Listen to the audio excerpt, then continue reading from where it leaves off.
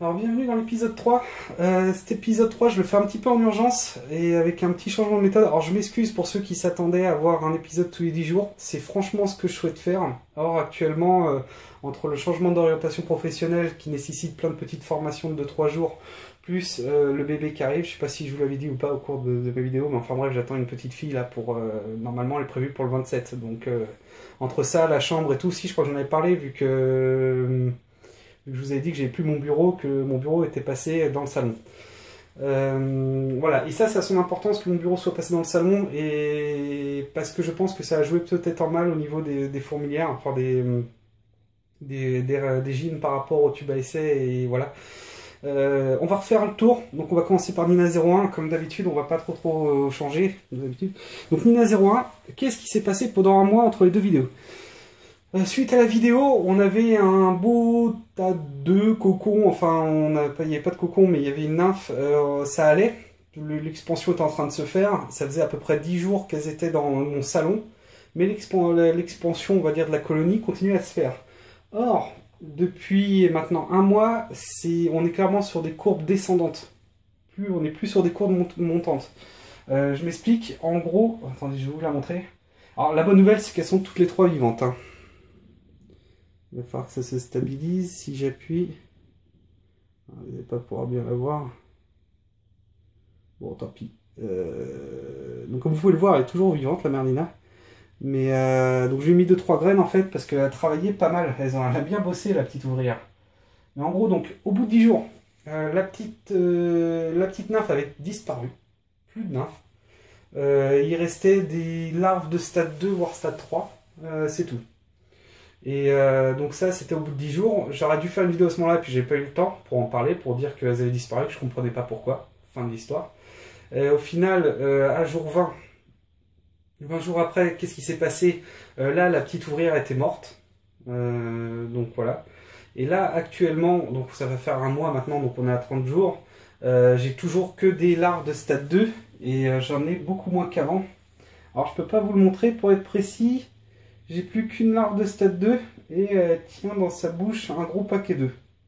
Voilà. Alors moi qui avais 3-4 larves avant, j'ai du mal à comprendre pourquoi, qu'est-ce qui a pu se passer concernant Nina, quoi. Donc ça va mal, en sachant qu'elle est à 28 degrés et que sincèrement j'ai fait pas mal d'observations de fourmis dans mon jardin aux alentours de chez moi, c'est la fête. Elles sont vraiment... Ouais, c'est la fête, quoi. Alors je me tâte.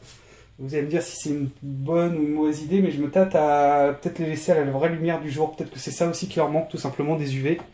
Bref, j'avais une idée concernant ça, parce qu'en fait, là j'en ai un. Donc j'ai une sorte, enfin c'est pas un aquarium, un vivarium. Et j'en ai un deuxième, qui est plutôt un aquarium. Et je comptais diviser les trois. Voilà, enfin leur faire quelque chose qui ressemble plus à leur vie à l'extérieur. Je reviendrai sur cette idée-là juste après. Concernant la mère, Lily, pardon. Donc comme j'ai essayé de vous la montrer, donc comme on peut le voir, elle bouge. Alors elle, rappelez-vous, il m'avait énervé, ça m'énervait que j'arrivais pas à avoir de larves avec cette gîne-là. C'est chiant qu'il ne veuille pas se stabiliser. Ça m'avait vraiment énervé, donc du coup je pensais vraiment à du boost. Alors j'ai viré les 3 fourmis qui l'accompagnaient. Et voilà. Suite à ça, à jour 10, elle avait commencé à pondre pas mal d'œufs. Et à jour 20, les œufs ont disparu. Et à jour 30, donc là aujourd'hui, il n'y a plus rien. Donc voilà, ça fait pareil, on est sur une pente descendante. C'est-à-dire que c'est pas qu'une colonie, c'est 2 qui sont sur une pente descendante. Et malgré, donc à jour 20 il n'y avait plus d'œufs, et ça fait comme je vous le dis 20 jours qu'on est vraiment sur une courbe descendante, et c'est pour ça que j'ai décidé de les passer de mon bureau, qui est dans le salon en fait, avec les bouts de télé, dans cette cave où elles sont quand même beaucoup plus au calme. Pas 100%, elles peuvent entendre des bruits, mais elles sont quand même clairement plus au calme. Voilà. Alors, pour la mère Starlet 03, notre sud-américaine, que vous allez pouvoir voir, avec son petit côté doré, si le...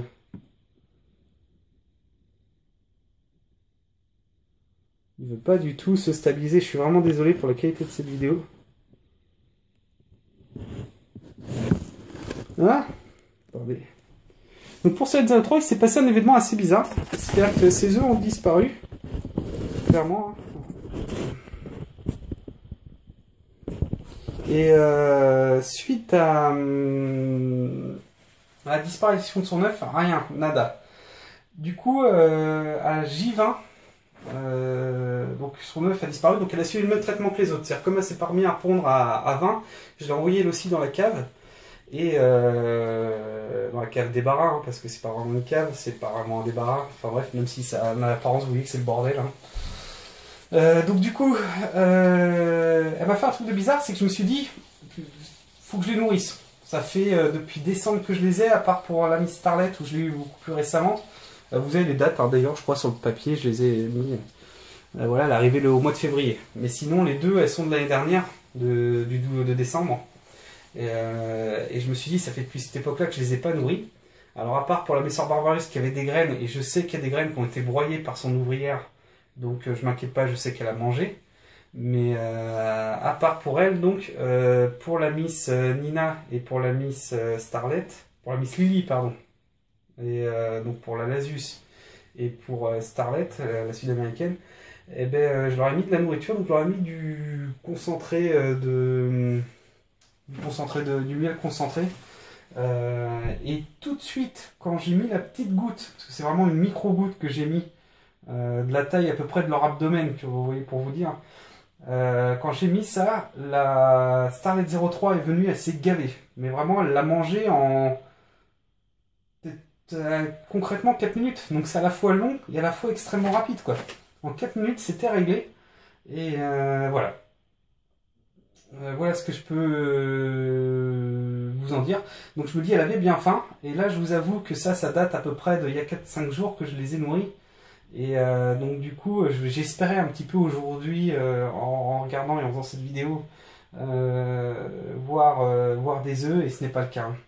Et par contre, la mère, la Lasus Niger, donc Lily 02, elle n'a quasiment pas mangé. Voilà, et même quand j'ai mis son truc, en fait, là où je le vois qu'elle a pas mangé, c'est que j'ai mis son produit, elle n'a pas été dessus. Et en plus de ça, quand je suis revenu là, en regardant bien, j'ai bien vu qu'il y avait un touché. Alors avec cette vidéo là, je vous rajouterai 2-3 petites vidéos au microscope à la fin en plus en bonus. Voilà, je m'excuse de la qualité, c'est vraiment à l'arrache parce que j'ai vraiment pas le temps. Donc en gros j'ai fait l'enregistrement, je dis j'enregistre, j'upload. Ça m'évite tout ce qui est présentation et tout, même si j'en ai pas pour bien longtemps à le faire. Ça m'évite quand même à le faire et bon, ça c'est une bonne chose. Voilà. Donc si vous avez des conseils ou des idées du pourquoi ça va pas, bon, comme vous pouvez le voir là je suis à 29, je suis à 29 degrés. Donc voilà, elles sont dans le noir toute la journée. Je vais refermer même d'ailleurs devant vous. Donc il n'y a pas... Il n'y a pas de raison. Je comprends pas pourquoi ça pompe pas. Je comprends pas ce que je fais de mal. Alors j'avais une solution. Je sais qu'elle m'est déconseillée. Je me rappelle notamment à ce qui s'était dit au début. Mais par exemple, pour faire simple, je vous montre ce truc-là qui est un truc fait exprès. J'arrivais, quand je m'y étais concentré, à avoir la bonne température et la bonne hydrométrie. Donc c'est un truc fait exprès. Et je me tâtais à vraiment les remettre en condition comme si c'était à l'extérieur. C'est-à-dire mettre de la terre avec pourquoi pas de l'herbe, une bonne épaisseur, hein, une épaisseur genre je sais pas moi, presque 2 cm, de l'herbe, un tube à essai posé, enfin vraiment refaire comme une sorte de vivarium et essayer d'entretenir ça. Donc j'avais comme idée de faire ça, je sais pas ce que vous en pensez, je me dis ça marche à l'extérieur, donc si normalement je prends ma Lasus Niger, je la mets dans la terre, je pose le bocal d'or, si vraiment en fait je prends un bout de dehors, je le mets dedans et je pose le bocal d'or, donc pour l'empêcher de sortir, mais elle sera quand même dehors, je vois pas ce qui peut bloquer quoi. Voilà, c'est une expérience que j'ai quand même envie de tenter par rapport à elle, voire même à la Messor Barbarus, même si on est dans des régions peut-être un peu plus froides pour elle, là vu qu'on arrive vers l'été, je pense que ça pourrait être un bien pour elle. Voilà. Donc je vous dis mon idée, n'hésitez pas à la commenter si vous avez des envies ou des conseils. Dans tous les cas, je pense que je vais mettre ça en place. Sincèrement, je pense que la prochaine vidéo se fera d'ici... ça va être tellement vite. J'en sais rien, je préfère rien vous dire parce qu'en ce moment, c'est vraiment au jour le jour. Comme vous pouvez le voir là, petite vidéo à l'arrache dans la cave, donc c'est un peu, voilà, un peu limite. En tout cas, j'espère que cette vidéo-là vous aura plu, que ça vous aura fait plaisir d'avoir des nouvelles, parce que je sais que ça fait un petit moment que j'en ai pas donné. Donc voilà, elles sont vivantes, c'est déjà ça. Si vous avez des idées, n'hésitez pas à me les partager parce que vraiment je comprends pas pourquoi ça va mal. Hein. Moi je pensais vraiment que d'ici là, quand et je sais que ça va mal quand je compare par rapport à d'autres blogs. Si vous voulez, la croissance des autres fourmilières, elle est beaucoup plus élevée que ça. Et moi je n'ai pas de croissance, pas du tout.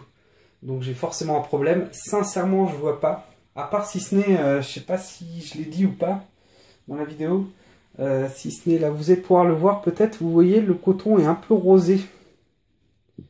Alors il n'y a pas de raison, celui-là il est rosé. Donc ça je pense que ça vient de l'eau du robinet en fait. Alors ça peut peut-être être ça. Celui-là il l'est pas du tout. Alors par contre elle a pourri son... Elle a pourri son... habitat la miss. Je l'embête. Mais elle... Oh, ben je dis une connerie. Ah non. J'ai cru qu'elle avait pondu, mais non, non. Dommage. Faut que je vois. On va vérifier celui-là vite fait. Pareil, hein, rebelote, elles ont vraiment rien pondu. C'est la loose, quoi. Bon, je l'avais vérifié 10 minutes avant la vidéo, mais je sais pas pourquoi je le refais là. Donc voilà, si vous avez des idées ou des conseils, n'hésitez pas, j'en ai besoin, vraiment. Parce que là, ça stagne, et au-delà de ça, je trouve ça dommage que ça soit pour moi comme pour elle. Donc sincèrement, ça me fait aussi peut-être penser... Là, je vais essayer l'opération. Je recrée... Enfin, je vais essayer cette opération-là concernant les deux endémiques. Et pour voir si elles s'en sortent mieux, parce que je vous dis vraiment, autour de chez moi, c'est la fête, quoi. Toutes les fourmis, des colonies monstrueuses. Chez mes grands-parents, il y avait un pot, quand je l'ai soulevé, il y avait au moins 200 larves c'était des Lasus niger, enfin fourmis noires, donc j'aurais dit des Lasus, hein, je suis pas expert, je peux pas trop les reconnaître. Mais ouais, j'aurais dit des Lasus niger, il y avait au moins 200 cocons, quoi. Pas cocons, pardon, 200 larves. Et c'est marrant parce que d'ailleurs ils étaient triés. Enfin bref. Et donc là, moi quand je vois que moi la mienne n'a même pas pondu, qu'elle veut pas pondre, je me dis qu'il y a vraiment un problème. Et il est vrai qu'en fait, si ce n'est Nina01 qui a pondu, qui a pas mal pondu et qui m'a amené qu'une seule nymphe à terme, et qu'une seule, hein, je dis bien. Et là j'ai une larve stade 2, mais bon bref, on va voir. Et ben, hormis elle, je n'ai eu aucune ponte. Donc j'ai vraiment bel et bien un souci. Voilà, j'espère que je ne me suis pas trop répété, j'espère que cette vidéo-là vous aura fait plaisir. J'ai fait exprès de prendre mon temps parce que j'avais des choses à dire et puis je sais pas quand arrivera la prochaine vidéo, donc voilà. Vraiment, excusez-moi encore du temps d'attente, excusez-moi de la qualité de cette vidéo-là. Sur ce, je vous fais plein de gros bisous, je vous dis à très bientôt tout le monde, et ciao!